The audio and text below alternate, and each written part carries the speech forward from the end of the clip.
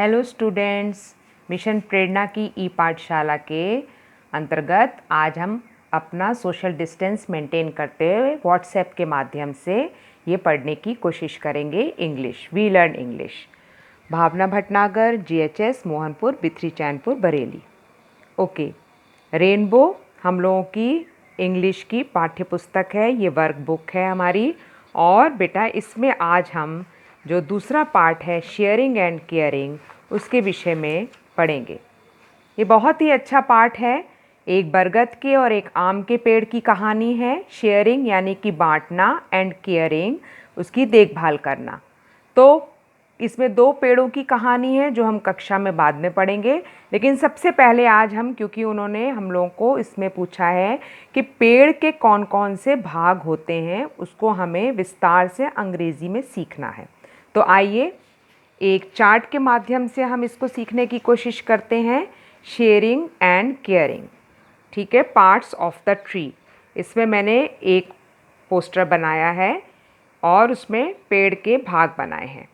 देखिए सबसे पहले है ये तना। तना इसको अंग्रेज़ी में कहते हैं ट्रंक।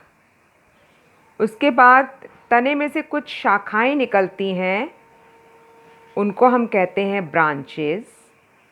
और उन शाखाओं की भी कुछ उपशाखाएं होती हैं जिनको हम कहते हैं टहनी। टहनी को हम हाथ से आराम से तोड़ सकते हैं, जैसे नीम के पत्ती वगैरह लाने को कहते हैं आपको, तो उनको कहते हैं अंग्रेज़ी में ट्विग्स। जहाँ पर जाकर ये दो ऊपर ऐसे भागों में हो जाता है, that is known as twigs.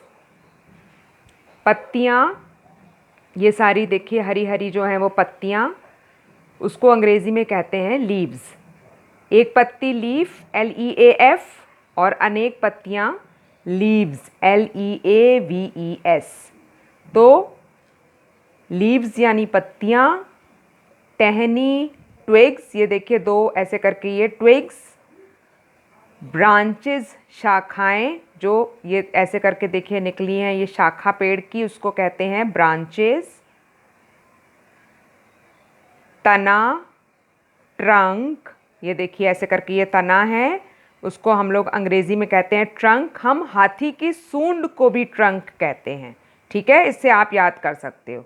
और इसी तरीके से ब्रांचेस, जैसे बैंक की शाखा होती है, एक मुख्य बैंक होता है, उसकी एक शाखा होती है।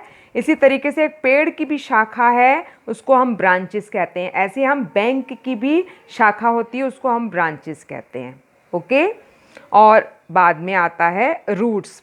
ये रूट्स हमको ऐसे अपनी आँखों से नज़र नहीं आती, क्योंकि ये धरती के अंदर होती हैं जड़ें।